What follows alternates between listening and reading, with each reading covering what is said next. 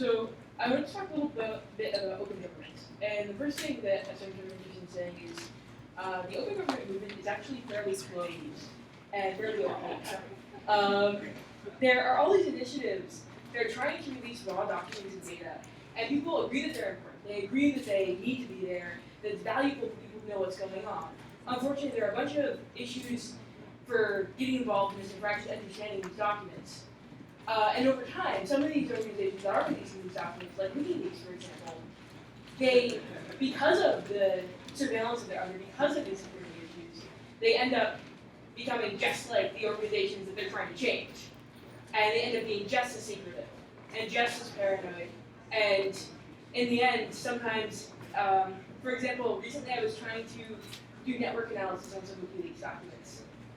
And this really didn't go very well because they only had some of the documents available openly on their website. They've taken to working privately and secretly with journalist partners, and only releasing some of the documents and releasing them in non-machine readable formats.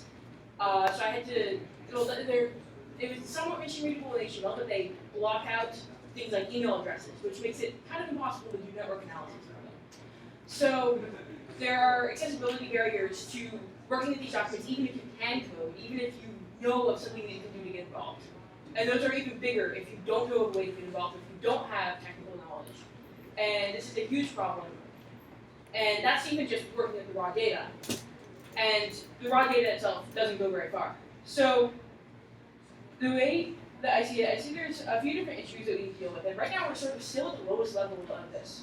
We're trying to get these raw data documents, and we're not really doing much with them in most cases. There are a few success cases, a few cases where some of the documents are widespread and people know what they are like. Some of the documents in prison that recently came out. That's in the media, people see it.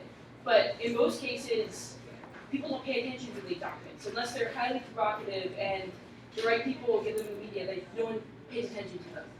I was interviewing people involved in leaking organizations, and a lot of them said that some of the most important documents and leaks that they had just weren't picked up at all. No one knew what was going on, so nothing happened, nothing changed.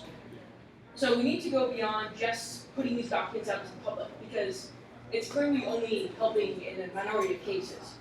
So what's sort of above that level? I'd say that once you're getting these documents out to the public, you need to start to collect the other information that you need to understand them in one place, like other related documents, combining them with other tactics like cold calling people in the government and asking them questions, taking historical information and combining it in one place so you can better start to understand them.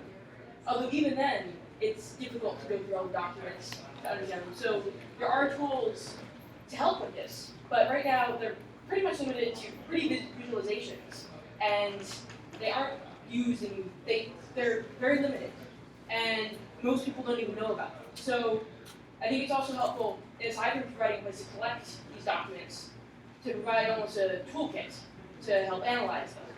But even that is only really going to help the groups that are already doing these investigations, the groups that already know how they can get involved, how they can help understand this information. And it's not going to actually end up changing institutions. So there's another component that I think is the hardest one, and that's finding a way to actually get people who are interested in issues and care about them involved and provide clear ways for them to get involved. So I've been building a collaborative investigation platform to do all this and to address these issues, and I'm interested in what people think about these issues and what people which ones I think are most important, what ideas I have to address them. So if any of you are interested in that, I'd like to talk to you about it, and I'd also like you to sort of think about some of the secrecy that's going on within the open government movement that is kind of counterproductive. What's your age? You didn't give us your name and your organization. I'm MC McGrath. I run an organization called Transparency Toolkit. Okay, and do you have a card? That we Yes. have? Okay, I'll grab one. Transparencytoolkit.org.